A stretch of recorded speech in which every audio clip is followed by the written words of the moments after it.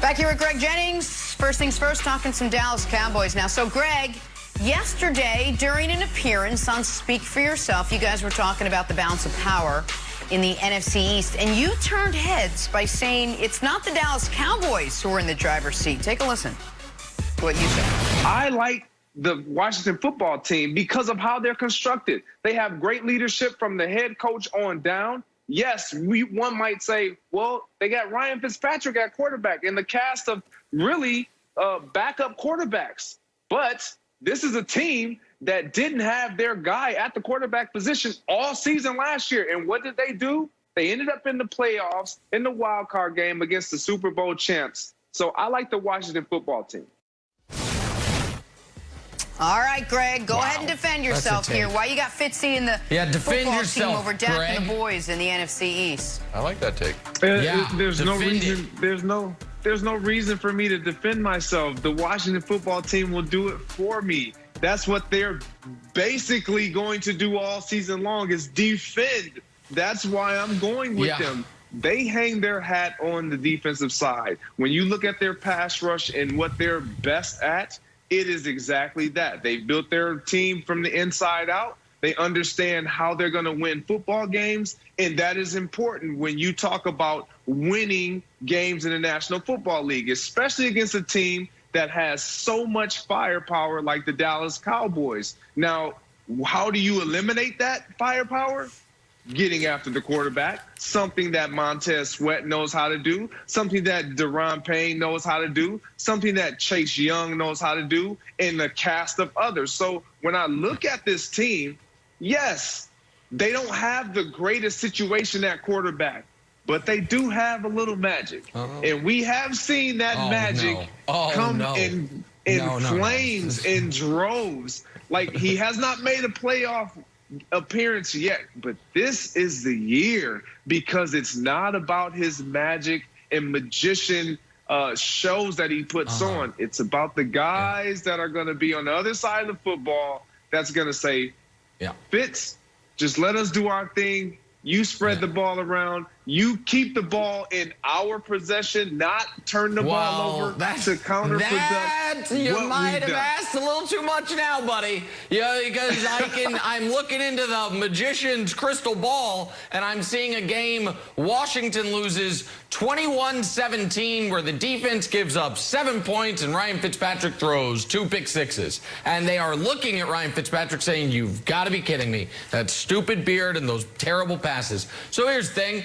Washington does have a great defense, and they spend their first-round pick on defense. But it's not just that their quarterback room is Heineke and Fitzpatrick. It's that their skill position, all the rooms, running backs, tight ends, receivers, it's bottom 2 in the NFL. Logan Thomas is their #1 tight end. That ain't great. Terry McLaurin is fine, I guess. But then it's Curtis Samuels, and McLaurin's wild. If we're ranking #1 receivers, he's good. Does McLaurin come in the top 15? Does he come in the top 15 for #1 receivers? No. So he can't be that good if he's below average amongst #1 receivers. The reason why is because of his quarterback situation last year. Well, and it's the same this year. It's not better. The quarterback situation's not much better, buddy. So, like, listen, they're going to have to win game 17-14. And I'm not as high on the Cowboys as some, but I don't think a team that is on paper, Wilds, this is a bottom 5 offense. So how great does the defense have to be in the modern NFL if you have a bottom 5 offense if you want to win a division? You tell me. I think it is a tough. Okay, maybe top 2 in the league, maybe somewhere around top that's what 1, I'm saying. So Greg, let me just read these to you because I think we're underrating Washington's defense. We have sort of these historical defensive teams. We're like, well, Washington is a great defense. Yards per game. 1 was the Rams, 2 was Washington.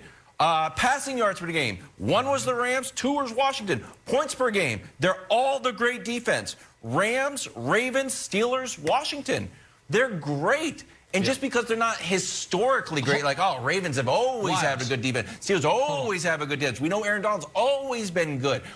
Like, Washington is there. So the idea that, like, we have to treat, like, the Saints as this sort of, like, great defense that is going to win games without maybe necessarily, like, you know, superior quarterback play, I think Washington can do the same thing. I think Chase is going to be better. I think they're going to be pretty good. And I believe in Fitzpatrick. Maybe it's been a year of working with Brandon that I have to say that. It's kind of infused into my brain. But I also believe in Fitzpatrick now. And the reason why this Washington defense is so good is because if you know anything about football, it's about getting after the quarterback. And they don't have to generate any type of pass rush with any blitz packaging. Right. They don't have to send extra guys. Like, that is huge if you understand the game of football. And when you look at the Dallas Cowboys, their strength is throwing the ball. Well, what do you know? They give them more opportunities to get after the quarterback. We don't know how great that ankle is going to be for Dak Prescott and outside the pocket. We know he's going to have to get outside the pocket because he's going to have a rush coming up the middle, and he's going to have edge rushers on both ends. So I just like what the Washington football team has constructed and how they're going to win. I get it. It's about offense. I'm an offensive guy, but this defense is something different. No, the defense is spectacular. And even though defense tends to fluctuate more year over year, even though defense tends to fluctuate year over year more than offense, let's just, Wilds, can you, because those defensive numbers were jarring. Can you read them again? Because this is last year's Washington football team, right? Their ranks. Can you give them to me again? Setting me up? Are you setting me up for something? Sometimes you have like some stat. I kind of thought he was too. I don't have a stat. No. I don't have a stat. Feels like it. I swear to you, I don't have a stat. It's some sort of trick. Don't be a sucker, Wilds. It's some sort of trick you're about to do, but I will try it. I will walk into the trap for the sake of the show. Yeah. Oh, see, okay. So points per game, this is what it was. Rams gave up the fewest, Ravens, Steelers, Washington. And yards per game, it was Rams and then Washington. So go ahead, here we go. So that was hold the football away from one of the best defenses in football. They won 7 games with that defense last year. They won 7 games. I know they went to the playoffs and they won the division because the Cowboys were playing Andy Dalton and the Eagles were playing Carson Wentz and the Giants were playing Danny Drops. But come on now. The defense was arguably the best in the sport last year, and it got them 7 wins. Remember last year? We called the NFC East the worst division ever. So even if the defense is just as good, I don't think 7 wins is going to win you the division this year. So they are going to need better offense. You guys believe Ryan Fitzpatrick? You guys believe in Fitzpatrick? That's okay. I don't. So I'm not going to believe in Fitzpatrick. Is it, Greg, that Washington is actually that good? Or, as Nick said, is the NFC East just so watered down and bad that it makes them look like they're the team to beat in the division? It's a combination of both. But look, I believe in magic. So I'm 37 years old, and I still believe in magic. So why now do I stop believing in magic? I believe that Fitzpatrick is going to be great for this team.